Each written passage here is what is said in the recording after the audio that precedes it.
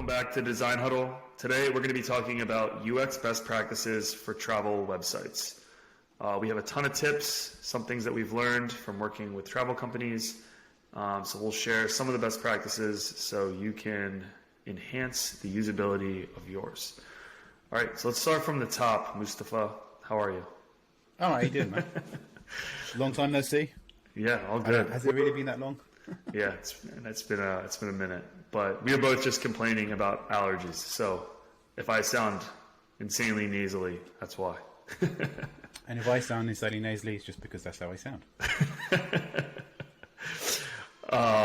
Yeah, well, let's just hope we get some relief soon. But all right, let's cruise into this. So travel, obviously, during COVID, people weren't traveling. So there's been a lot of effort and time that companies have spent kind of revamping their websites, mobile websites, native apps, everything in between. So typically when you come to a travel site and you land on the homepage, you are typically have a few things. The first of which is the value prop. So something that tells you what they do. So let's take Hotel Tonight. Amazing hotel deals tonight and beyond. So they're trying to give you deals, like last minute deals is basically their value prop. Following that, there's almost always some sort of search or field entry that has to happen. So typically if it's a travel site, it'll be like, where are you going? When are you going? And maybe some additional details like, is there adults? Is there children? How many rooms? But there's always just like the location and the date are typically places that travel sites start. So the number one thing that I think travel sites have to have is a clear call to action above the fold.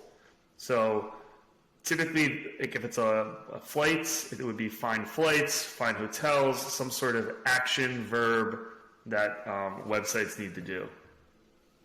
The next is you also want to be able to have an organization of content categories. So for Hotels Tonight, it's pretty straightforward. You're looking for last minute hotel deals. For other sites that are a little much bigger, think like, I don't know, like an Expedia or a Priceline or one of those sites. You typically want to have product categories. So think of like hotels, flights, cars, cruises. Easy ways for people to kind of identify which type of travel they're looking for. So my favorite recommendation or the favorite design that I've seen is having a fixed menu bar at the bottom of the page so you can toggle between different experiences fairly quickly. So whether you're looking for hotels or flights, it's a quick tap and you can kind of move to that world or that content category. So those are the two ones to start. Clear CTA and organizing by categories if you're larger are a place that I would start on the homepage. The last tip on the homepage is trying to keep it as clutter-free as possible. These sites can get very overwhelming and kind of overwhelm users right from the start. So being very focused on what you put on your landing page is going to be very critical to ensure that users continue their journey.